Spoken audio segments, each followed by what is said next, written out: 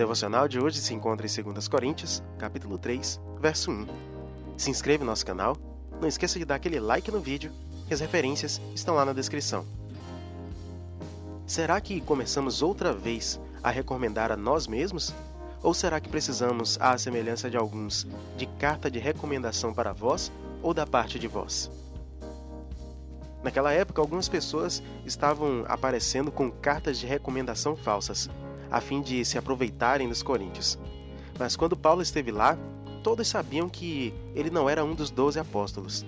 Por isso, ele teve de defender a sua posição em Cristo e mostrar para eles a missão que lhe foi dada, de pregar a palavra para os gentios. Na época de Paulo, essas cartas eram bem comuns. Inclusive, Paulo recomendou a irmã Febe aos romanos, em Romanos capítulo 16, verso 1. Nesse contexto, Paulo pergunta aos coríntios se seria necessário que ele fizesse uma autorrecomendação, visto que alguns entre eles estavam colocando em dúvida a sua credibilidade de apóstolo. Era suficiente que eles soubessem que Paulo era o pai na fé deles, 1 Coríntios capítulo 4, verso 15. Mas ele precisava defender não só a sua posição, como também a Cristo, que o havia chamado. Algumas pessoas entravam na igreja apresentando cartas de recomendação que não tinham nenhuma autoridade, não foram escritas por nenhum dos apóstolos, nem por um líder de nenhuma igreja em Jerusalém.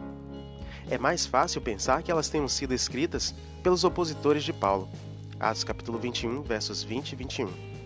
Eles se infiltraram entre os coríntios para pregar um evangelho distorcido e disseminar os costumes e práticas judaicas. Será que agora Paulo iria precisar de uma carta de recomendação também? Aquele que foi enviado por Cristo para pregar aos gentios não precisou de carta a primeira vez e nem nunca iria precisar, pois o seu testemunho é verdadeiro. Basta ver o que Paulo fez em Corinto quando pregou o evangelho de Cristo.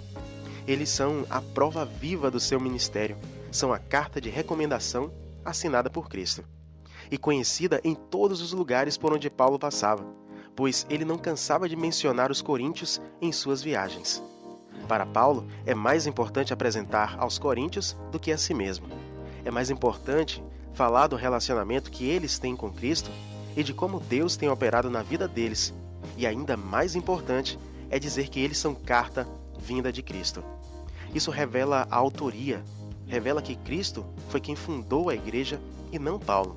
A glória é de Cristo e Paulo apenas um servo. A palavra foi escrita em vossos corações, por isso que são chamados de carta de Cristo, de evangelho vivo. Devemos viver de tal forma que o nosso exterior exale a presença de Cristo em nós, como cheiro suave, como aroma da salvação que nos foi dada e que devemos distribuir com todos.